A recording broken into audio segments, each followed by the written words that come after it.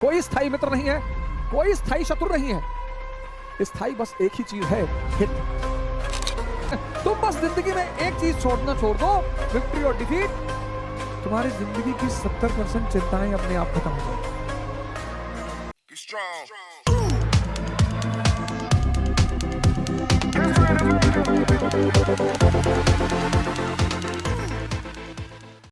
There are no permanent enemies, only permanent interest. कोई स्थायी मित्र नहीं है, कोई स्थायी शत्रु नहीं है। स्थायी बस एक ही चीज है, हित। ये जो आम मन है ना, आम कॉमन मैन, जिसको मैं बार बार आम आदमी कहता हूं, उसको आम इसीलिए कहा ही जाता है क्योंकि जैसे आम चूसा जाता है ऐसे ये भी चूसा जाता है, इसलिए आम आदमी कहा जाता है। ये जो कॉमन मैन है, कॉमन मैन, इसका अपना दर्शन है जीवन का, और इसके दर्शन का एक बड़ा अहम पहलू है कि या तो तुम हार गए या तुम जीत गए। आइदर यू आर विक्टोरियस और यू आर डिफीटेड।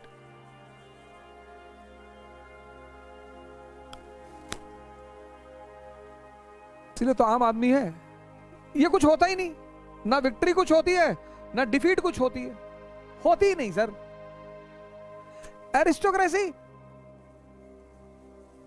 बस यहीं पे नियम को बदल देती है, कहती है खेल चल रहा है, एवरीथिंग इज अ गेम। और जब एवरीथिंग इज अ गेम तो या तो विक्ट्री होगी या डिफीट होगी। ये जिंदगी को बहुत सीरियस ले लेता, बहुत सीरियस, बहुत। इसीलिए तो उससे बहुत कुछ नहीं मिलता। ये इतना सीरियस ले लेता है जिंदगी को। अरे बाप रे, भैया भैया देखो भैया, देखो भैया बेइज्जती, अब दिल्ली तैयारी करने जा रहा हूं भैया, बेइज्जती ना होने पाए भैया। हिंदुस्तान में कोई बहुत सारे माँ बाप ऐसे हैं जिनके जो अपने बच्चों को, अब लड़का 12th कर लिया, अब उन्हें पता है कि 12th के बाद अगर ये यहां रहा शहर में तो ये बुलेट निकालेगा सुबह 7 बजे, और फिर बुलेट के आगे लिखाएगा महाकाल, और फिर चश्मा वश्मा लगा के, रेबैन चश्मे लगा के गुड्डू पंडित की तरह शहर में घूमेगा गर्ल्स कॉलेज के टाइम पे, और मार खाएगा और बेइज्जती कराएगा। तो 12th के बाद सारे माँ बाप लड़कों को कहते थे इंजीनियरिंग के, तुम जाओ कोटा जाओ, जाओ कोटा जाओ, तैयारी करो इंजीनियरिंग, जाओ डॉक्टर बनो। अब उनको सेल पता ही नहीं क्या है। माइटोसिस मियोसिस तो बहुत दूर की बात है, उनको सेल नहीं पता, कोशिका। भेज दिया कोटा में, जाके देखो क्या भीड़ लगी हुई है, तो आप भागे चले आ रहे हो, कहां जा रहे हो, बोले भैया इंजीनियर बनने जा रहे।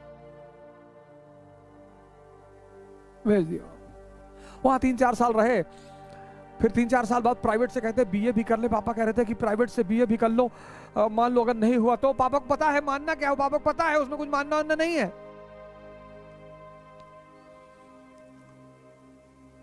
फिर वहां से 3-4 साल बाद लौट आए, पता चला नहीं हुआ, आए बोले बहुत रिजर्वेशन है और बहुत बहुत बेईमानी चल रही है, कहीं नौकरी है ही नहीं, मोदी जी सब नौकरी खा गए। पिताजी को लगा अब क्या करें, और उसी बीच पता लगा शहर में किसी शर्मा जी के बेटे का सिलेक्शन हो गया आईएएस में, और मीडिया ने एकदम, न्यूज़पेपर ने फ्रंट पेज पे छापा कि फला फला शहर का बढ़ाया गौरव, और टाउन हॉल में बुला के सम्मान समारोह और ये और वो, और जाके खड़े हैं। और पिताजी को लगा कि अब बहुत सही मौका आया है।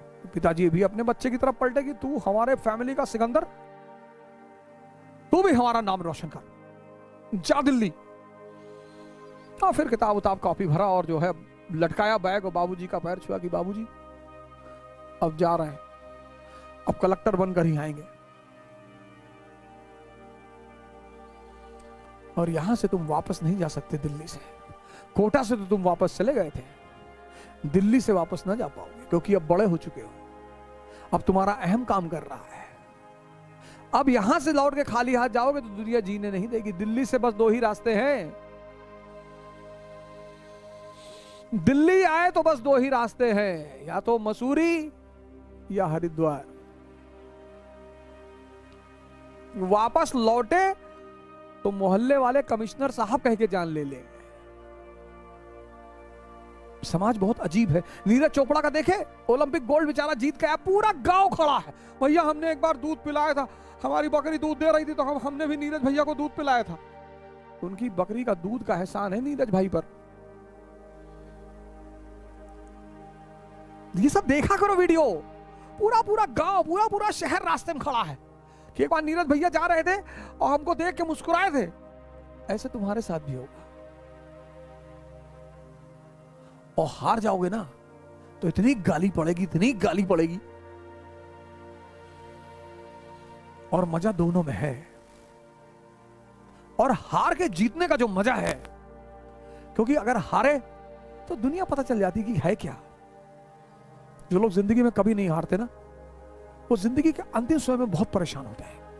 क्योंकि अंतिम समय में अगर यूटिलिटी खत्म हुई और दुनिया ने साथ छोड़ा, तब जीना बहुत मुश्किल हो जाता है। इसलिए जिंदगी में कभी कभी हारना भी बहुत जरूरी है। तुम बस जिंदगी में एक चीज छोड़ना छोड़ दो, विक्ट्री और डिफीट, तुम्हारी जिंदगी की 70% चिंताएं अपने आप खत्म हो जाएंगी।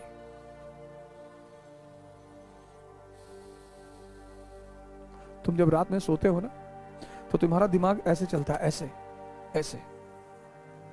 जब लेटते हो बिस्तर पर, तुम्हारा दिमाग ऐसे चलता है, ऐसे।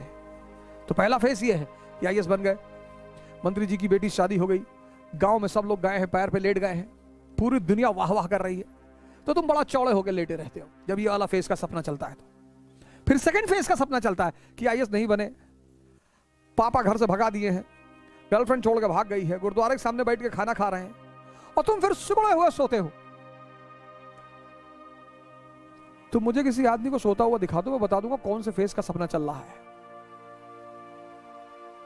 और यही इसीलिए तो अरिस्टोक्रेसी उसके नियम है अपने, वो इनके साथ रहती ही नहीं। वो जानती है यार फालतू के सिद्धांत जीवन में। मैं तो शिकार हुआ सर इसका, मैं तो सर इसका शिकार हुआ, तो बच गया। सौभाग्य से अच्छे गुरु मिल गए,